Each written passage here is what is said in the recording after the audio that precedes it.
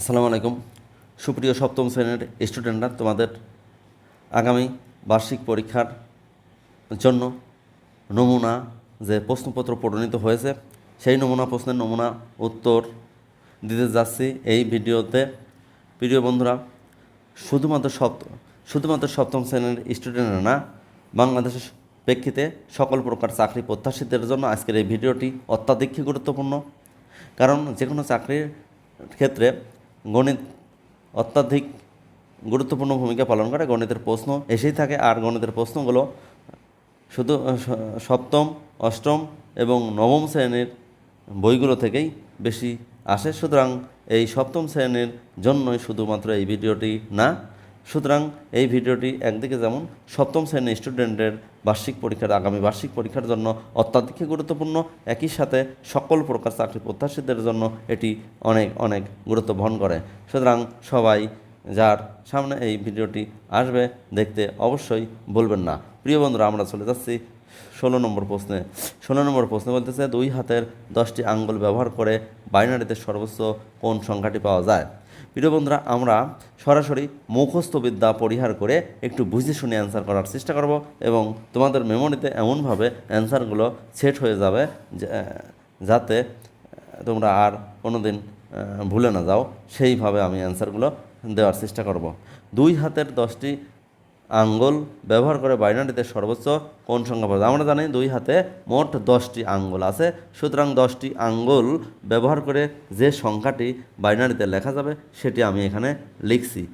1 1 1 1 1 1 1 2 3 4 5 6 7 8 9 10। এই যে বাইনারিতে 10টা 1 ব্যবহার করে একটি সংখ্যা লেখা হলো। এই সংখ্যাটির মান আসলে কত? এখন আমরা অতি সহজে এই বিশাল বাইনারি সংখ্যার মান বের করতে পারি। বাইনারি সংখ্যার মান বের করার জন্য এই বাইনারি সংখ্যার মান অতি সহজে একেবারে নিনজা টেকনিকে বের করার প্রথম 1 নম্বর সিস্টেম হলো এই যে বামে যে 1 আছে এর স্থানীয় মানটা আগে দেখে নেই। এর স্থানীয় মান হলো 2 টু দি পাওয়ার, এর ডাইনে যে কয়টি ঘর আছে অর্থাৎ 9টি, সুতরাং 2 টু দি পাওয়ার 9, এবং ডাইনের এই 9টি ঘরের মান হবে এই 2 টু দি পাওয়ার 9-এর যে 9 থেকে 1 কম 2 টু দি পাওয়ার 9 মাইনাস 1, অর্থাৎ উপরের এই যে টোটাল সংখ্যাটির মান আসলো 2 to the power 9 plus 2 to the power 9 minus 1।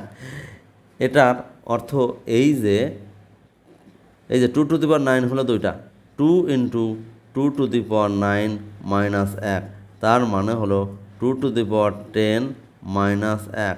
তার মানে ক্যালকুলেটারে এটি যদি হিসাব করি তাহলে আমরা বিশাল একটি সংখ্যা পাবো, সেটি হলো 1023 এই সংখ্যাটি। আচ্ছা প্রিয় বন্ধুরা, আমরা চলে যাচ্ছি পরবর্তী প্রশ্ন অর্থাৎ 17 নম্বর প্রশ্নে। 17 নম্বর প্রশ্নে কি আছে দেখে আসি। তোমরা যদি একবারে না দেখো তো ভিডিওটি দরকার থামায় নিয়ে তারপর আবার দেখবে। 17 নম্বর প্রশ্ন, একটি রুবিক্স কিউবের ধার 4 একক হলে এতে 1 একক ধার বিশিষ্ট মোট কয়টি ঘনক রয়েছে। আচ্ছা, যে রুবিক্স কিউবের ধার 4 একক, তো ধার যদি এ সমান 4 হয় তাহলে এর ক্ষেত্রফল নিশ্চয় এ কিউব মানে হলো 4 কিউব মানে হলো 64। এখন 1 একক ধার বিশিষ্ট ঘনকের আয়তন হলো 1 কিউব মানে হলো 1। তাহলে এই 1 ধার বিশিষ্ট মোট কয়টি ঘনক থাকবে? হ্যাঁ, 1 ধার বিশিষ্ট 64। এই যে 64কে 1 দ্বারা যদি ভাগ করি তাহলে 64, তার মানে 64টা ছোট ঘনক থাকবে। প্রিয় বন্ধুরা, 18 নম্বর প্রশ্নটি একটু পড়ে আসি। 2টি ক্রমিক জোড় সংখ্যার একটি এক্স অপরটি কত? ক্রমিক জোড় সংখ্যার 2টির একটি যদি এক্স হয়, তো একটি যদি আমরা জানি ক্রমিক জোড় সংখ্যা যেমন 2, এরপরে 4, এরপরে 6, এইগুলো হলো জোড় সংখ্যা। তো টুর পরে পরবর্তী জোড় সংখ্যা আরও 2 বেশি, এরপরের জোড় সংখ্যা আরও 2 বেশি। তার মানে আমরা বুঝতে পারলাম যে কোনো ক্রমিক জোড় সংখ্যা হলো প্রথমটি যা হবে দ্বিতীয়টি তার থেকে 2 বেশি হবে। তো এখানে প্রথমটি যদি এক্স হয়, দ্বিতীয়টি অবশ্যই x+2 হবে। তো x+2 হবে, নিশ্চয়ই বুঝতে পারছো বন্ধুরা। এখন 19 নম্বর প্রশ্নটি আমরা পড়ে আসি। 19 নম্বর প্রশ্নে আছে কি দেখো, এই যে 3x × y⁴ z² এবং 6x² y² z² এই রাশিদ্বয়ের লসাগু কত? হ্যাঁ, আমরা জানি রাশিদ্বয়ের লসাগু নির্ণয় করতে হলে আগে সংখ্যার লসাগু নির্ণয় করতে হবে। সংখ্যা এখানে 3 এবং 6, 3 এবং 6 এর লসাগু হলো 6, আর x² মধ্যে বড়টা হলো সর্বোচ্চ পাওয়ার বিশিষ্ট x², আর y⁴ আর y² মধ্যে সবচেয়ে বড়টা হলো y⁴, আর z² আর z⁴ এর মধ্যে সবচেয়ে বড়টা হলো z⁴। সুতরাং আমরা পাই 6x² y⁴ z⁴, এটি হলো এই এত এবং এত রাশিদ্বয়ের লসাগু। আমি আবার বলছি, প্রথমে সংখ্যা 3 এবং 6 এর লসাগু 6 বের করতে হবে। তোমরা বিস্তারিত একটু খাতা লিখে নিতে পারো। x ও x² এর মধ্যে সর্বোচ্চটা হলো x² y⁴ আর y² এর মধ্যে সর্বোচ্চটা y⁴, এবং z² আর z⁴ এর মধ্যে z⁴ হলো সর্বোচ্চটা। মনে রাখবা এটি হলো লসাগু, এবং লসাগুটা এমন একটি জিনিস যার মধ্যে এই প্রথম রাশিও সহজে খুঁজে পাওয়া যাচ্ছে এবং এই দ্বিতীয় রাশিও সহজে এর মধ্যে খুঁজে পাওয়া যাচ্ছে। আরও সহজ করে বললে, লসাগুটা এমন একটি রাশি যে এই যে প্রথম রাশি দ্বারাও বিভাজ্য হবে, ভাগ করা যাবে, এবং এই যে দ্বিতীয় রাশির দ্বারাও এটাকে ভাগ করা যাবে।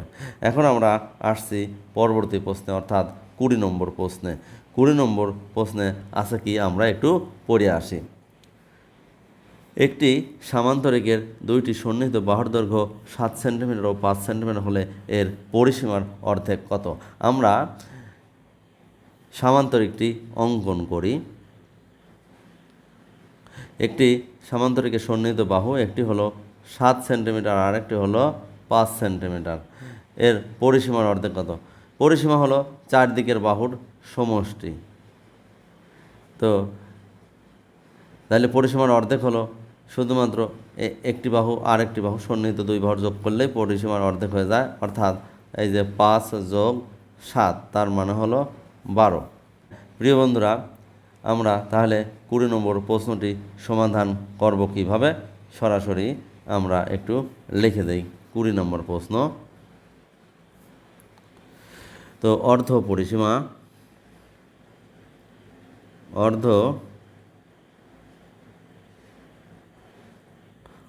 পরিসীমা সমান এই যে দৈর্ঘ্য যোগ প্রস্থ সমান 5 + 7 সমান 12 সেমি। প্রিয় বন্ধুরা, আমরা চলে যাচ্ছি নেক্সট প্রশ্নে, অর্থাৎ 21 নম্বর প্রশ্নে। 21 নম্বর প্রশ্ন, একটি সিলিন্ডারের ব্যাসার্ধ r এবং উচ্চতা h হলে এর সমগ্র তলের ক্ষেত্রফল কত? প্রিয় বন্ধুরা, আমরা একটি সিলিন্ডার অঙ্কন করে নিলাম, যার এই ব্যাসার্ধ হলো r আর উচ্চতা হলো h, এর সমগ্র তলের ক্ষেত্রফল। এই সিলিন্ডারকে বিশ্লেষণ করলে আমরা পাই উপরের দিকে একটি বৃত্ত এবং এর ব্যাসার্ধ হলো r, আর নিচের দিকে আরেকটি বৃত্ত, এর ব্যাসার্ধ হলো r। আর এই যে শীটটা যদি এই যে মাঝখান বরাবর কেটে এখানে একেবারে ছড়িয়ে দেই, তাহলে এই বক্রতল হয়ে যাবে এইটা একটি শীট। এখন দেখা যাচ্ছে যে এই উপরের বৃত্তের ক্ষেত্রফল হলো πr², নিচেরটাও এরকম πr²। আমরা জানি বৃত্তের ক্ষেত্রফল πr², এবং এই দৈর্ঘ্য, মাঝের শীটের দৈর্ঘ্য হলো এই বৃত্তের আগের বৃত্তের পরিধি বা নিচের বা উপরের বৃত্তের পরিধি অর্থাৎ 2πr এবং উচ্চতা h। সুতরাং এখান থেকে ক্ষেত্রফল দাঁড়ালো 2πrh। সুতরাং আমরা টোটাল ক্ষেত্রফল পাচ্ছি πr square plus 2πrh plus πr square. একসঙ্গে লেখা যায় 2πr into r plus h। প্রিয় বন্ধুরা, ব্যাপারটি আমরা আর একটু বুঝে আসি। আমাদের প্রশ্ন ছিল এই যে 21 নম্বর প্রশ্ন, সিলিন্ডারের ব্যাসার্ধ r একক এবং উচ্চতা h একক হলে এর সমগ্র তলের ক্ষেত্রফল কত? এখানে এটি একটি সিলিন্ডার। এই সিলিন্ডারের সমগ্র তলের ক্ষেত্রফল নির্ণয় করতে হবে। সমগ্র তলের ক্ষেত্রফল মানে এই যে উপরের ক্ষেত্রফল, এটি একটি বৃত্ত। এই যে নিচের পৃষ্ঠের ক্ষেত্রফল, এটি আরেকটি বৃত্ত। এবং এই যে রাউন্ড যে অংশটি অর্থাৎ বক্রতল, যেটি বক্রতলকে মাঝখান বরাবর কেটে পেলাম, এটি একটি শীট। এখন এই উপরের বৃত্ত আর নিচের বৃত্ত উভয়েরই ক্ষেত্রফল হলো একটি বৃত্তের ক্ষেত্রফলের সূত্র πr স্কোয়ার, এটাও πr স্কোয়ার। এখন মাঝের এইটার উচ্চতা ছিল h, তার মানে, এবং দৈর্ঘ্যটা ছিল যেহেতু এই যে বৃত্ত রাউন্ড করলে এটি একটি বৃত্ত হয়, এটা যদি রাউন্ড করা হয় তাহলে এটি একটি বৃত্ত হয়, তার মানে বৃত্তের পরিধি হলো এই দৈর্ঘ্য অর্থাৎ 2πr এবং এর সঙ্গে h 2πr আর h গুণ করে 2πrh। তাহলে সমগ্র তলের ক্ষেত্রফল হলে যে πr square plus 2πrh plus πr square. একসঙ্গে লেখা যায় 2πr into r plus h বর্গ একক। এটি হলো সিলিন্ডারের ক্ষেত্রফল। প্রিয় বন্ধুরা, আমরা চলে যাচ্ছি পরবর্তী প্রশ্নে অর্থাৎ 22 নম্বর প্রশ্নে। 22 নম্বর প্রশ্নটি পড়ে আসি। 22 নম্বর প্রশ্নে কি আছে? 22 নম্বর প্রশ্নে আছে হলো এই যে বৃত্তের 22 নম্বর প্রশ্নে আছে হলো এই যে বৃত্তের পরিধি ও ব্যাসের অনুপাত কত? আমরা একটু বুঝে আসি। বৃত্তের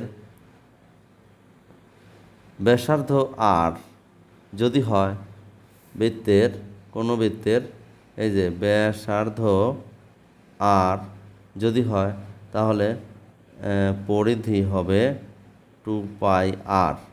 অতএব এই যে পরিধি ভাগ ব্যাসার্ধ হবে 2πr ভাগ r, তার মানে হলো 2π। পায়ের মান যদি আমরা বসাইতে চাই 3.14, অর্থাৎ কত 6.28 হলো এদের অনুপাত। পরিধি ও ব্যাসার্ধের অনুপাত হলো 6.28।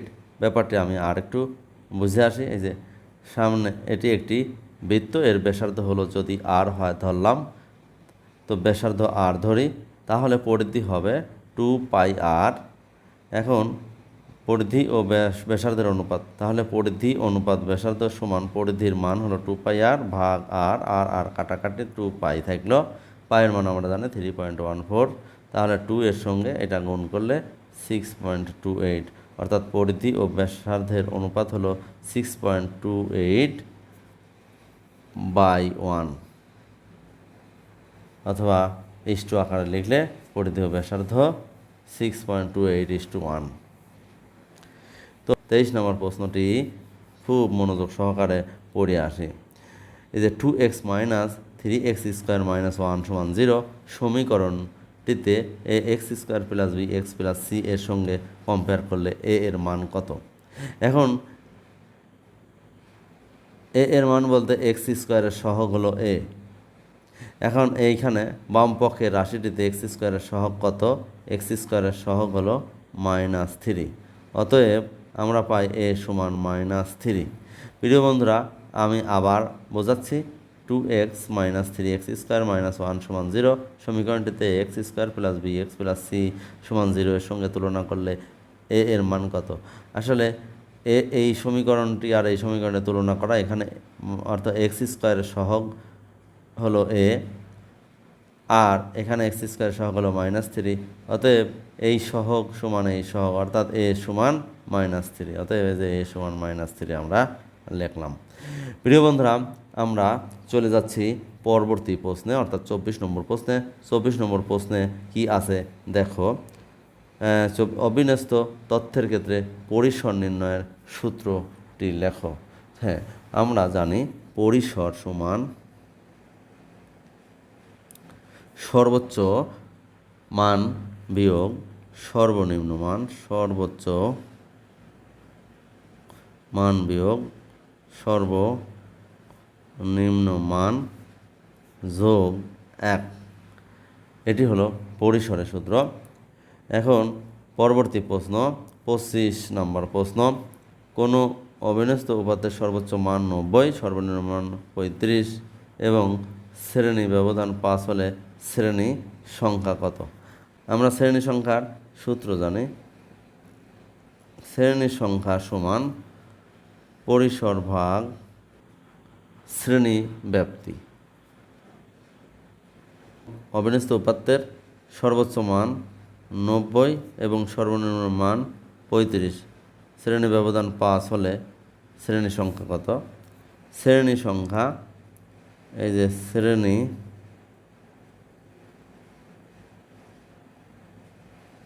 সংখ্যা আমরা জানি সর্বোচ্চ মান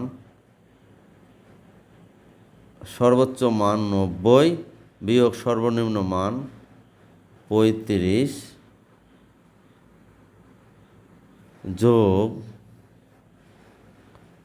1 ভাগ শ্রেণী ব্যবধান বা শ্রেণী ব্যাপ্তি হলো 5। তার মানে আমাদের দ্বারা কত?